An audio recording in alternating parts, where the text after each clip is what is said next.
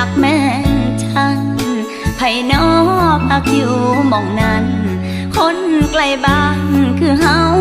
บ่นอทำนองลายลองลายสาวฟังแล้วเงาคือทอดแม่พ่อสะกิดใจให้คิดพอหลายสิ่งที่รออยู่ในความจำนับแต่ความจนพาดิ้นรนเป็นคนไกลถิ่นความทุกข์บีบให้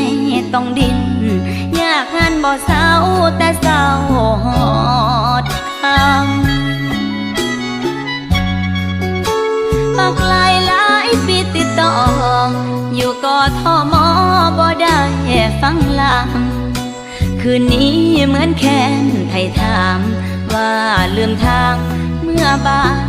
แล้วไป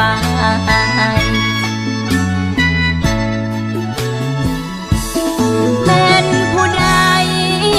เป็นคนเป่าแค้นกะสาแต่คนลอยฟังมันช่างมีแห่งใจลาคนอยู่แม่นฉันยังเป่าแค้นหวานซ้ำบ่ยานอายยืนยันว่าเจ้าของเป็นไผอ่อนซ้อนน้ำใจเจ้าของเสียง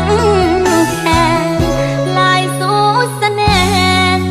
เสียงแคนแล่นจากแม่ฉันหล่อเลี้ยงคนเหงาไกลบ้านสู้เพื่อฝันบนทางยากแสนให้แน่นเหนียวคือปั้นเขาคนบ้านเฮาฮักกันมันแกนเป่าอีกแน่เด้อหมอแคนช่วยเป็นตัวแทนกล่อมใจ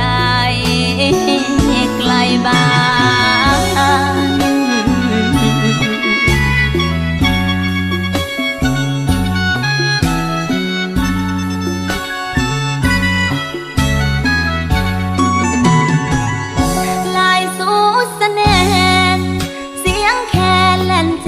แม่ฉันหล่อเลี้ยงคนเหงาไกลบ้านสู้เพื่อฝันบนทางยากแสนให้แน่นเหนียวคือปั้นเขาคนบ้านเฮาฮักกันมันแกนเป่าอีกแน่เด้อหมอแคนช่วยเป็นตัวแทนกล่อมใจ